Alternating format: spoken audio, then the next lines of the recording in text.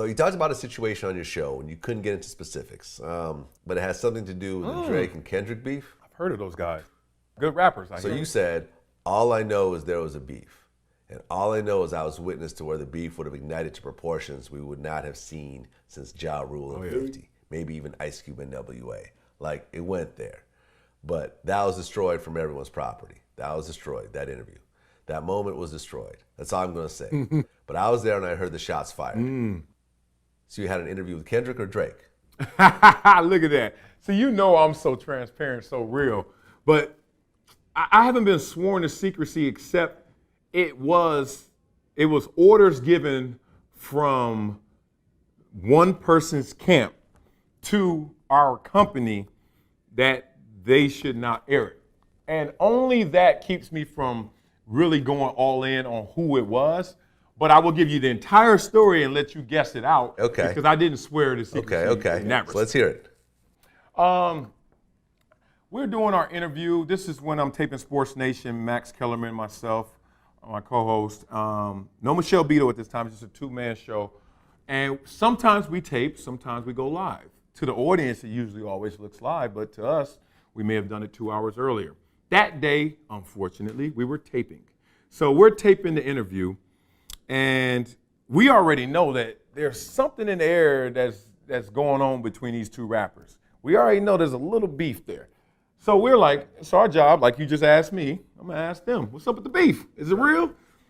And all of a sudden, you don't really expect those hard fastballs to actually, the batter just says, okay, I'm about to take it. You're like, that's supposed to be a strike. And he tried to hit it, and he started talking noise. And I was like, what? Like, I'm thinking I'm on Vlad. I'm thinking I'm Double XL, the source. I'm like, we got beef. Like, it's going down. Like, this is official.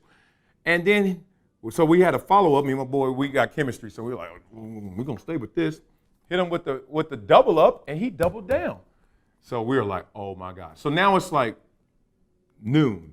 And all we have to do is wait an hour for our show hits live, and then the world sees it, and then y'all run with it where you want to. I love rap beef. As long as it stays peaceful, I love rap beef. Nothing better. Go get it.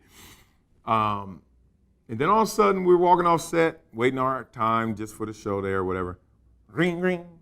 And then our bosses come up to us, and they're like, we have to extinguish that interview. We have to discard it. I was like, what? Why? They were like, well, their camp called, and their camp said that shouldn't be aired. And I was like, well, shouldn't have said it too. And I'm thinking in the mindset of, if this was live, would he have said it? And if he did, he couldn't take it back.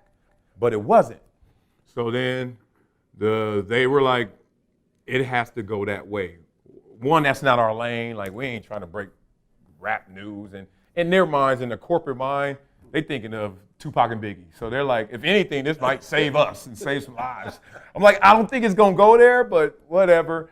So the moment was lost, the tape gone and never aired.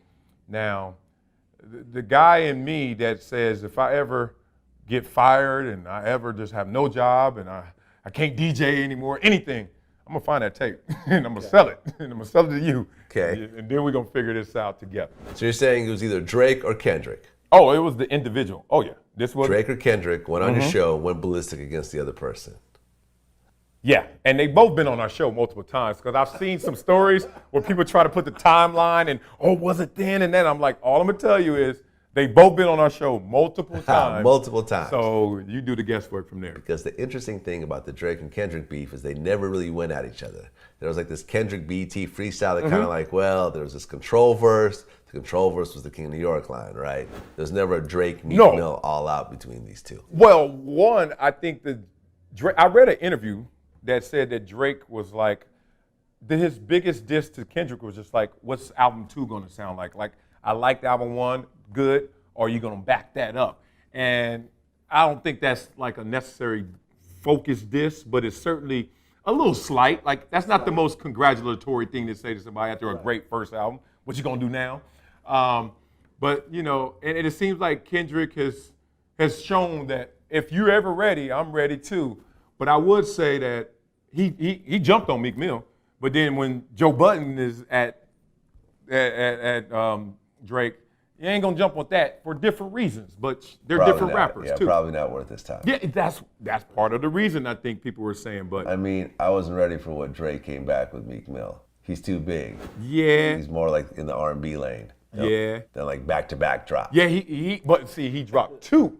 Now the only thing that to me, because I just saw Meek Mill, we was chopping it up over dinner. Only thing that saves me from Meek Mill is this: he went twice. You went once.